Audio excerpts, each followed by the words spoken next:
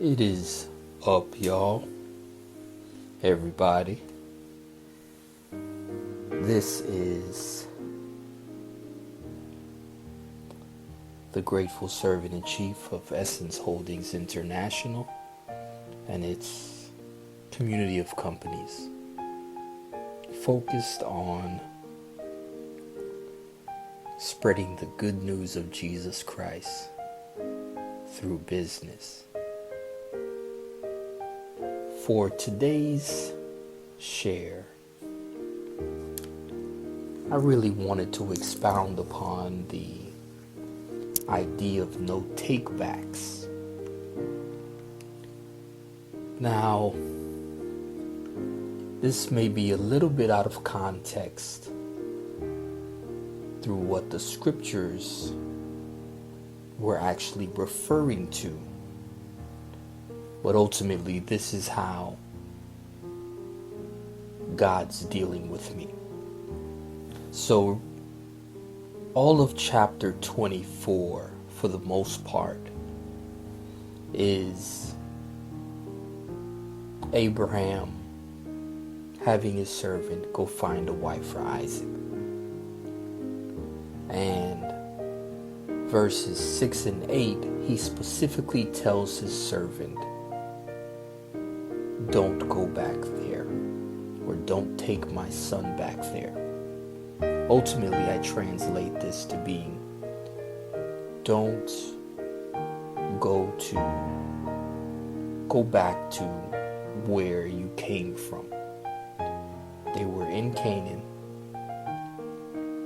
and he was saying, don't find a wife, don't unequally yoke him to any woman here. Go out to keep it in the family, so to say. So he was basically saying, no matter what happens out there, don't revert back to here. The reason that spoke to me is because of I tend to want to revert back to the old man. Chapter 25, verse 23, where it's now speaking of the two nations in Rachel's womb. I translated that to be, or understand it to be, the older will serve the younger. So ultimately, this new life that God has given,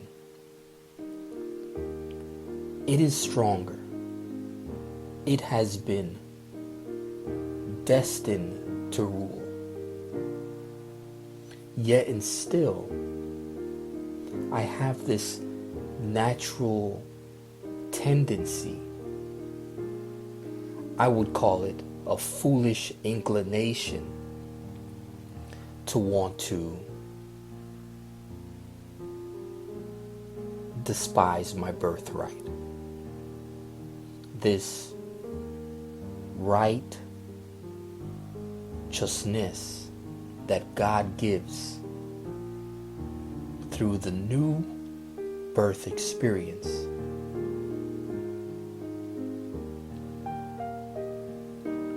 is something that, if I'm honest, I don't handle well. I'm sure many times I have, possibly every time I sin, kind of thinking out loud, of course, I continually, in my,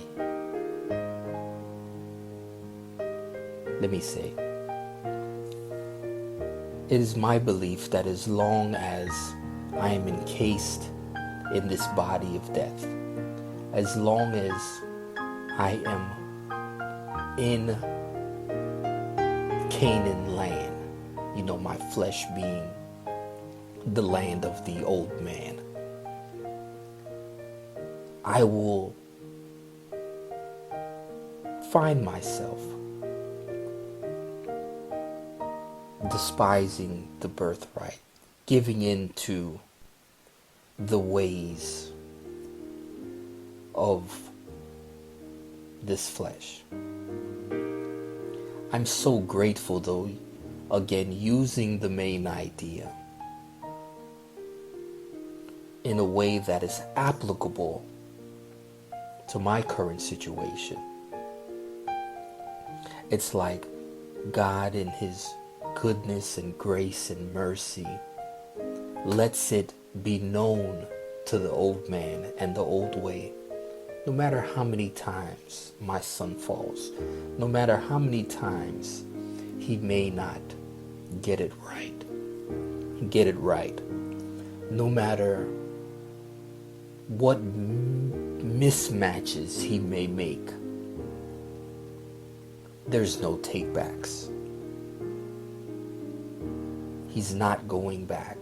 I'm not going back to the old ways. I'm not going to completely give up and turn around. I can't afford to. It's just been too wondrous of let me back up.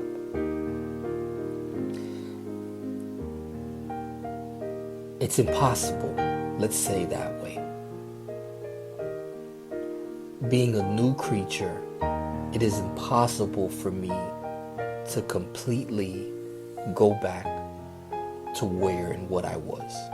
Not for lack of trying, but not only is there something that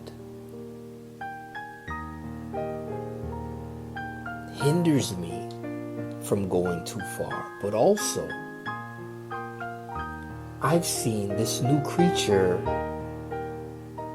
thing entails my thinking is a totally different. I may engage in familiar behaviors, but there's a different set of thoughts and feelings and ideas that are now associated with everything, and those in itself prohibit me. It's like the governor that they put on vehicles. I'm not even sure if they still do that, but you ever see you're driving in your car and on the dash the odometer may read, I think a common number is like 140 miles an hour. That vehicle is not going that fast. I'm talking about, regular everyday sedans and things of that nature. Once it gets to a certain limit, say 110 or so, this governor kicks in and brings it back down, cuts power to the engine, not enabling it to go forward. And I believe that's what God's Spirit has done. And I try to redline things. Honestly, I'm trying to push it to the limit, And God, in his infinite wisdom, this wonderful Savior, this everything beautiful, puts his governing spirit in place and says, okay, rev it down a bit. Let's get back into a safe speed. Oh, how I love Jesus. Well, he knows. And I hope that in some way, somehow,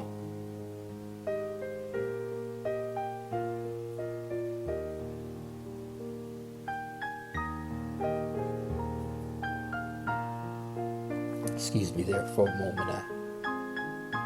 I just had a little intimate moment with my Lord. He just answered my question, you know. It's like he confirmed it in his love.